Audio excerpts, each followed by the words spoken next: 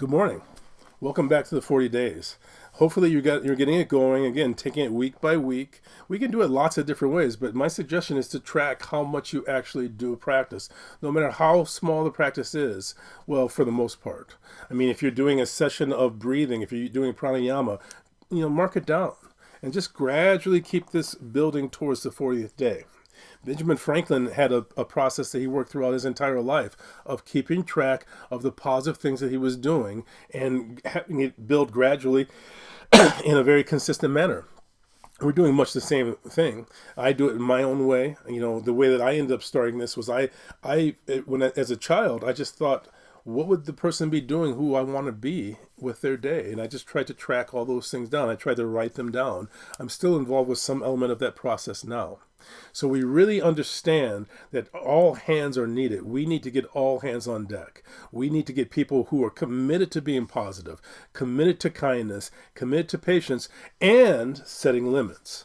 We understand, though, that if we don't have those center things first, if we don't start from the heart and go out, what ends up happening is we antagonize rather than make things successful in the direction that we're hoping. It doesn't do any of us any good to create an opposition with burning hatred for us. We can find ways of blending and making things work better, but we have to start from inside out. And that is about intention. Intention, again, is about what you value and intending to bring those values into the world. It's not a hope. It's not a wish. Intention is a commitment that you are projecting, that is a command, and it's a command because you are an amazing individual. You are the son of the king. You are the son of the queen. You are a miracle. So when you intend something, really understand that you are an incredibly important person in this world. The whole universe is built on your shoulders. So it's very important in your world that you be a person who's committed to these deeper values, these elements that are not about being sequestered, they're not about tribalism, they're about the reality that we are one whole. So activate these practices. Make sure you're sprinkling the day with micro practices, breathing techniques, many different techniques that can help bring things together. Laughing and smiling, laughing for a minute, smiling for a minute. There's so many different micro practices. The gratitude game. Make sure you're asking your brain positive questions. We are not going to overcome what's going on in this time by bringing more inflammation to the situation. Doesn't that seem accurate? What we're dealing with is a form of global warming. This global warming is the heating up of our world, not just the physical world. Even this virus is about inflammation that we're dealing with right now. So it's time for us to calm things down and make things work in a way that allows us more freedom and more ability to be who we need to be. If you're in a large auditorium and you're working your way to your other party, you don't just go barreling right through and just knock people over. You find that there's a space even in the midst of all those people that you can eventually get there. So let's do that today. Why don't we also today begin to bring a little bit more focus on meditation itself? So meditation is an incredible tool, an ancient tool that can gradually help you shift your perspective. Now, meditation is not about trying to stop thinking. Meditation is about recognizing that you don't have to be on a string to the thoughts at all. So let's be aware of this meditation. The thoughts are like clouds that float through the air. All we're doing is focusing on the blue sky.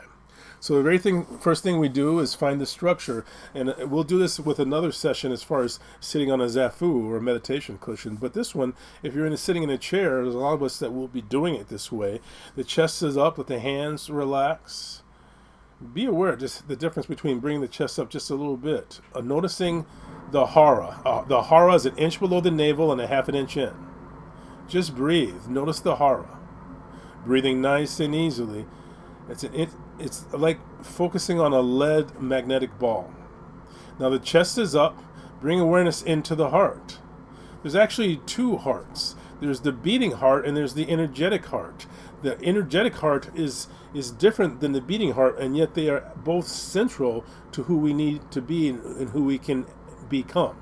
We can't live without the beating heart, but we also can't live without the compassionate heart as a fully evolved human being. The chest is up. Be aware of your jaws, let the lips become soft. Notice your forehead and relax the center of your forehead. So we're relaxing the center of our foreheads and the jaws.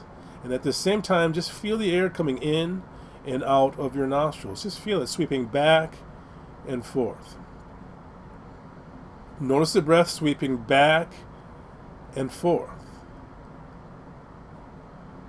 Bring your awareness right at the tip of the nostrils and see if you can have your awareness in the hara, an inch below the navel and a half an inch in, and in the nostrils at the same time. The breath goes back and forth. Notice any difference in temperature. Is it cooler as you breathe in? And be aware of all the elements of the breath. The very beginning of the breath, the middle of the breath, and the very end of the breath. Paying such close attention that there may even be some awareness of a split second in between the breath. A split second in between the inhalation and the exhalation. Sitting up tall, watching the breath. Now we're not just watching the breath, we're watching anything that's happening in our internal space. Don't get caught by the thoughts, let them come and go. Don't get caught by the emotions, continuing to bring your central identification on the breath and just being aware of those things floating by, those thoughts and emotions, watching the breath. Now, we can use different techniques to help us keep our focus. We can use the technique of noting, like if you find yourself thinking and you can't get off of it, just say to yourself, thinking. This is called noting. Just make yourself aware of it.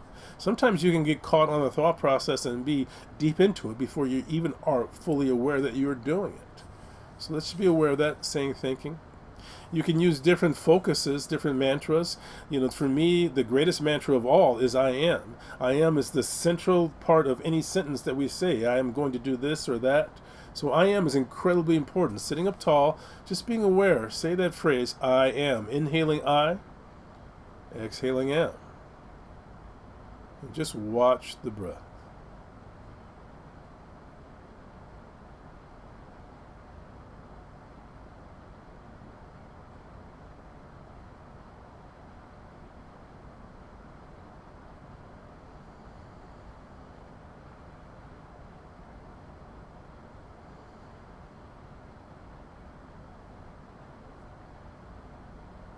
Feeling the breath coming in and out of the nostrils.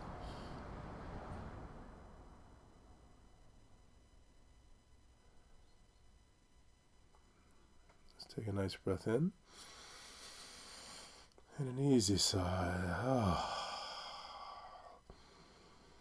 And then opening your eyes. And again, anytime you do a practice, the moment right after the practice is one of the most important times. What's the afterglow? Now, we just did this for just a moment, a little over a minute. So, but what I'm suggesting is touch your edge without bursting through it. Don't have some sort of goal structure that projects you way out there. Do it with kindness. Do it softly and gradually build. Begin to season the day with many of these practices. So with the meditation, we just gradually build it up. Do it for 5 minutes, and do it for 5 minutes for a few days, and then kick it to 7, and then gradually build up all the way to 20 minutes if that feels right for you.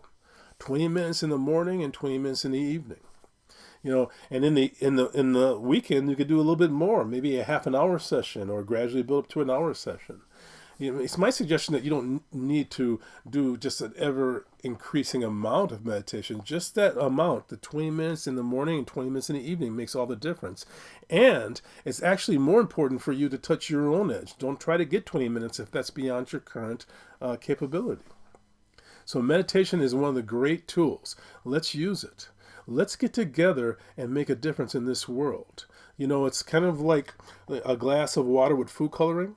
You're dropping the food coloring in the glass and you can see it swirling around. And then there's one very significant drop. One drop when you drop it in there, and all of a sudden the glass turns from this swirl to all of a sudden that color. All of a sudden the whole thing is purple. You might be that drop. Maybe you're the person who, when you dedicate yourself to calming and to kindness and to positivity, maybe you're the person that ignites that underneath the subterranean connection to all of us. So we are more important than we think. Make today an important day. This is your day to make things better. So I thank you for your time. I hope you have a wonderful day. Remember, this is about enjoying your life. Enjoyment is what you're bringing to the table. So I just want to thank you for your time. I want to ask you just to be in contact today with that sense of freedom, that sense of intention. So I'm going to ring the bell. Listen carefully.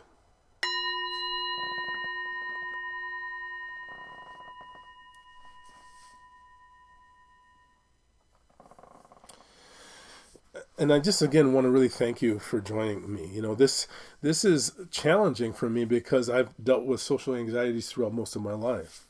But I'm determined to step up because I know that I am worth it, I know you're worth it, and I know this world is worth it. I'm going to bring my hands in a prayer position, and I bow to you and all that you love and all that you are truly about, your deepest values.